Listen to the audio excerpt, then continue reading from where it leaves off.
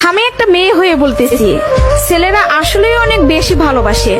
কেউ মানুক বা না মানুক, আমি এই কথাটা মানি। এটা একটা আপুর গল্প। আপু আমাকে বলছিল, আমি যখন ইন্টার ফার্স্ট ইয়ারে পড়ি, একটা ছেলে আমার পিছনে সব সময় ঘুরঘুর করতো। আমি যেখানেই যেতাম ও ঠিক আমার পিছনেই থাকতো। আমরা একই মহল্লাতে থাকতাম। সেই ছোটবেলা থেকে আমি ওকে দেখতেছি। একটু জেদি, তবে কোনো মিথ্যা নেই ওর ভিতরে। ফলচাতুরি এসব কিছুই বুঝে না, আর অনেক চাপা স্বভাবের একজন মানুষ। কষ্ট হলেও মুখ থেকে কোনো কথা বের করে না। ওই যে একটা কথা আছে না, বুক ফাটে তো মুখ ফুটে না। এমনকি আমি যখন ওকে দাঁড় করাই বলতাম, কিছু বলবেন, ও বলতো না কিছু না। একদিন আমি ওকে প্রপোজ করলাম আর বললাম, আপনাকে দিয়ে কিছু হবে না, আমি সারাটা জীবন আপনার সাথে থাকতে চাই, আপনার বউ হতে চাই আমি। কখনো দূরে সরাই দিবেন না তো? জীবনে যা কিছুই হয়ে যাক, আপনি আমার পাশে থাকবেন, কখনো আমাকে একা ফেলে যাবেন না। যদি এই ওয়াদা করতে পারে তাহলে আমি রিলেশন করব। ও অনার্স ফার্স্ট ইয়ারে পড়ে। ও বলল, জীবনে যা কিছুই হয়ে যাক, আমি তোমাকে কখনো ছাড়বো না। আমাদের সম্পর্কের বয়সটা যখন 2 বছর, তখন আমার বাসায় বিয়ের প্রেসার দেওয়া শুরু হয়ে গেল। ফ্যামিলি থেকে ছেলে খুঁজতেছে, সরকারি চাকরিওয়ালা, বিসিএস ক্যাডার। এসবের মধ্যে আমি ওর কথা বলতে ভয় পেতাম, কারণ ও এখনো পড়ালেখা করতেছে। চাকরি তো দূরের কথা, চাকরি পাইতে তো অনেক সময় লাগবে, কিন্তু আমার ফ্যামিলি তো আমাকে সময় দিবে না। আমি অনেক কষ্টে আম্মুকে রাজি করাই। আম্মু যেন আব্বুকে এই কথাটা বলে, আর আম্মু আব্বুকে বলে। আব্বু সাথে সাথে মুখের উপর বলে দেয়, সম্ভব না, বেকার ছেলের হাতে আমি আমার মেয়েকে দিব না। তখন আমিও ভাবছিলাম, কথাটা তো ভুল না, কথাটা তো সঠিক। কোনো বাবা মাই চাইবে না বেকার ছেলের কাছে মেয়েকে বিয়ে দিতে। আমি নিজেও তো কখনো চাইবো না, কিন্তু তারপরও মাথায় চলতেছে, আমি যদি ওকে হারাই ফেলি, আর কখন কি ফিরে পাবো ওকে? আমি তো আর ফিরে পাবো না। পরবর্তীতে আমি ওকে সব বলি, ওকে বলি কি করব বলো। তখন বুঝতে পারতেছিলাম ও কান্না করতেছে। ও আমাকে বলে, আম্মু ডাকতেছে, জাস্ট একটা মিনিট, আমি আম্মুর কথাটা শুনে আসি। তুমি একটু লাইনে থাকো, এসে তোমার সাথে আমি কথা বলতেছি। আমি তোমার জীবনে আছি 2টা বছর, কতটুকু আমাকে চিনো জানো আমি জানি না, কিন্তু তোমার পরিবার তোমার সাথে 18টা বছর তোমার পাশে আছে। আমি কখনো বলবো না যে তুমি তাদের ছেড়ে আমার কাছে চলে আসো। আমি জানি না আমার বাসায় থেকে মেনে নিবে কিনা। পড়ালেখা শেষ করতে করতে আরো 2টা বছর লেগে যাবে, কবে চাকরি পাবো সেটারও তো কোনো ঠিক নাই। আমি যদি তোমাকে ভালো না রাখতে পারি, আমি তো নিজেকে কখনো মাফ করতে পারবো না। আমার কাছে তোমার হাসিটা অনেক দামি। তোমার যেটা ভালো মনে হবে তুমি সেটাই করো, তুমি যা বলবো আমি সেটাতেই রাজি। এসব কথা শোনার পরে, আর যাই হোক, একটা মেয়ে তার ভালোবাসার মানুষকে কখনো ছেড়ে যাইতে পারে না। আমি তখন একটা জিনিসই ভাবতেছিলাম, জীবনটা তো ছোট, আর আমি আমার এই ভালোবাসার মানুষটাকে হারাই ফেললে আমি নিজেই সারা জীবন আফসোস করব। এরকম কোন ছেলে আর আমাকে ভালোবাসতে পারবে না, আমি ওকে ছাড়তে পারবো না। আমি বাসায় আবারও বুঝাই, তারা বুঝে না। তারপর আমি বাসা থেকে বের হয়ে যাই। বাসা থেকে বের হয়ে ওকে ফোন দেই আর বলি, আমাকে নিয়ে যাও। ও তাড়াহুড়া করে বাড়ি থেকে চলে আসলো। আমি বললাম, আমি তোমাকে বিয়ে করব। ও আমাকে বলে, আমি বলছি না তোমাকে, তুমি যা বলবো আমি তাতেই রাজি আছি। তবে একটা কথা, আমার সাথে থেকে যদি 3 বেলার 1 বেলা খেয়ে থাকতে হয়, পারবা? তার জন্য আমি সবকিছু ছেড়ে আসলাম, তার জন্য আমি সবই করতে পারবো। বিয়ের পরে ওর বাসায় থেকে ফোন দেয়, বলে বাসায় আয়। তারপর ওর বাসায় থেকে মেনে নিল। তার কিছুদিন পর আমার বাসায় থেকেও মেনে নিল। ভালোবাসার জায়গা থেকে যদি বলি, প্রিয় মানুষটাকে নিজের করে পাওয়ার মধ্যে অন্যরকম একটা সুখ কাজ করে, যে সুখটা কখনোই টাকা দিয়ে কেনা যাবে না। আর যদি বলি প্রিয় মানুষটার কথা, আমি ভুল মানুষকে ভালোবাসি নাই, আমার মানুষটা সঠিক ছিল। সেই মানুষটা আমাকে বিন্দু পরিমাণে কষ্ট দেয় নাই। আমি সবসময় একটা কথা বলি, ভালোবাসা সুন্দর যদি মানুষটা সঠিক হয়। প্রিয় মানুষটা যখন নিজের হয়ে যায়, তখন এতটা শান্তি অনুভব হয়, তা হয়তো বলে বোঝানো যাবে না। সুখে থাকতে, ভালো থাকতে টাকা পয়সার আমূল প্রয়োজন পড়ে না, যদি ভালোবাসার মানুষটা পাশে থাকে। কাউকে ধরলে হাতটা শক্ত।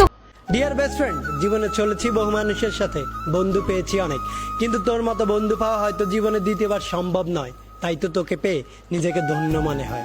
তুই আমার বন্ধু নামের ভাই, যাকে বিপদে সবসময় সবার আগে পাশে পাই।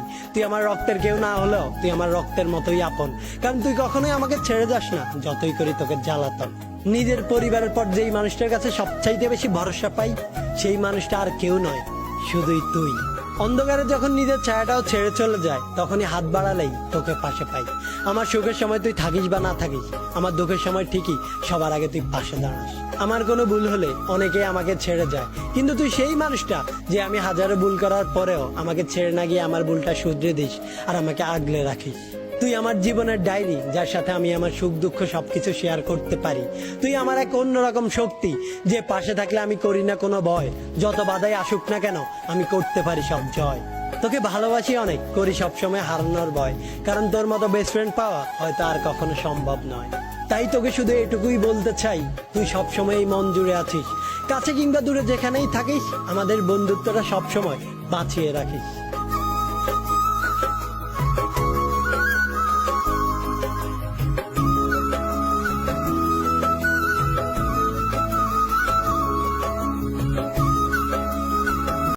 কখনো কারো কাছে নিজের মন খারাপের কারণগুলো শেয়ার করবেন না, কারণ যেটা আপনার মন খারাপের কারণ, সেটা হয়তো অন্যদের কাছে শুধুমাত্রই গল্প।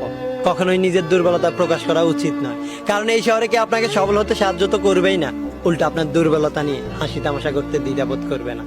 বন্ধু সবাইকে বানিও না, কারণ সবাই বন্ধুত্বের মূল্য দিতে জানে না। আপনার সাথে সবসময় হাসি খুশি ভাবে চললেই বা মুখে ভালোবাসি বন্ধু কথাটি বললেই সবাইকে বন্ধুত্বের জায়গাটি দিবেন না, কারণ আপনার চারপাশে এমন কিছু বন্ধু নামের বেঈমান আছে, যারা নিজের স্বার্থের জন্য আপনাকে ব্যবহার করতেছে। একটু বিপদে পড়লেই এই বেঈমানগুলোর আসল রূপ আপনার সামনে বেশি উঠবে। আর এই বন্ধু নামের বেঈমানগুলো সুসময় আপনার চারপাশে ঘুরঘুর করবে, আর দুঃসময় আপনাকে কলার খোসার মতো ছুঁড়ে ফেলে দেবে। তাই বন্ধু নামের এই বেঈমানগুলোর কাছ থেকে সবসময় দূরে থাকার চেষ্টা করবেন। জীবনে কখনো হতাশ হবেন না, আমাদের জীবনটা একটা গেম, এখানে হার জিত থাকবেই। সবসময় যে জিততে হবে এমন কোনো কথা নেই, কিছু কিছু সময় হারেরও প্রয়োজন আছে, কারণ হারের মাধ্যমে আমাদের জেতার তৃষ্ণা দ্বিগুণ হয়ে যায়। জীবনে ব্যর্থতা থাকবেই, ব্যর্থ হওয়া মানে হেরে যাওয়া নয়। মানুষ কখনো হারে না, হয় সে জিতে আর না হয় সে শিখে। তাই নিজের ব্যর্থতার গল্পগুলো থেকে ভুলগুলোকে শুধরে নিয়ে সামনে এগিয়ে চলুন, দেখবেন সফলতা খুব সন্নিকটে। এগিয়ে চলো, পাশে আছি, এগিয়ে চলো, পাশে আছি, এই কথাটা বলার মতো লোক আপনার আশেপাশে হাজারো দেখতে পাবেন, কিন্তু পাশে থেকে হাত ধরে এগিয়ে নেওয়ার মতো লোক একটাও পাবেন না। তাই কখনো কারো উপর নির্ভরশীল হবেন না, নিজের লক্ষ্য নির্ধারণ করুন আর সেই লক্ষ্য অনুযায়ী কাজ করতে থাকেন। দেখবেন একদিন না একদিন নিজের লক্ষ্যে ঠিকই পৌঁছাতে পারবেন। সেই মানুষগুলোকে কখনোই ভুলে যাবেন না, যেই মানুষগুলো বিপদের সময় আপনার পাশে থাকে, কারণ এই জগতে সুসময় সবাই আপন হয়, কিন্তু দুঃসময় হায় হায় কেউ কারো নয়।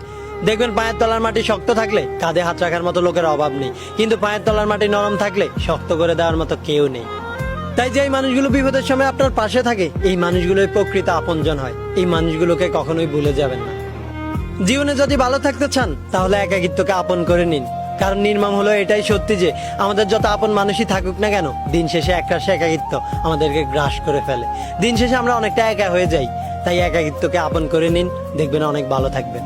কাউকে নিজের চাইতে বেশি ভালোবাসবেন না, কারণ এই পৃথিবীতে সবাই সত্যিকারের ভালোবাসার মূল্য দিতে জানে না।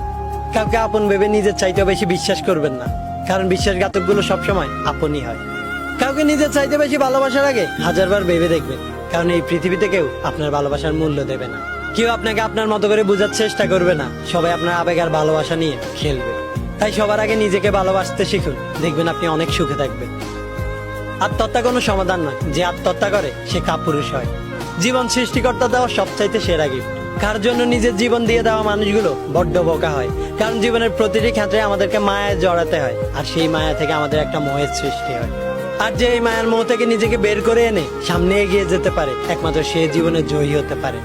সময় ও স্রোত যেমন কারোর জন্য অপেক্ষা করে না, ঠিক তেমনি জীবনও কারোর জন্য থেমে থাকবে না।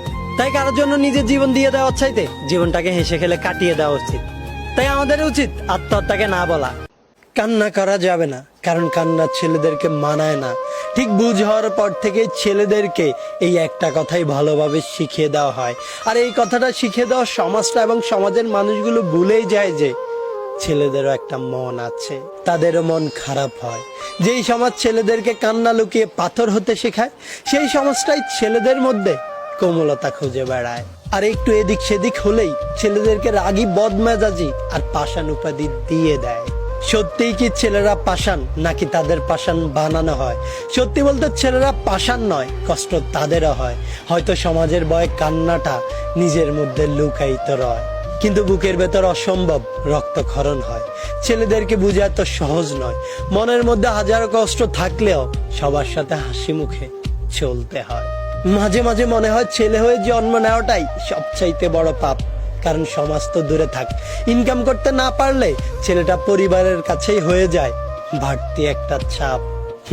হোক পরিবার কিংবা সমাজ, ছেলেটা প্রতিষ্ঠিত হতে না পারলে তাকে স্বীকৃতি দিতে সবাই নারাজ। ছেলে হয়ে জন্ম নিয়েছি, পারি না প্রাণ খুলে কাঁদতে, কত কষ্ট বুকের ভেতর চাপা দিয়ে দিয়েছি হাসতে হাসতে। হ্যাঁ, এভাবে একদিন হাজারো কষ্ট বুকে চাপা দিয়ে হাসতে হাসতে চলে যাব এই দুনিয়া ছেড়ে।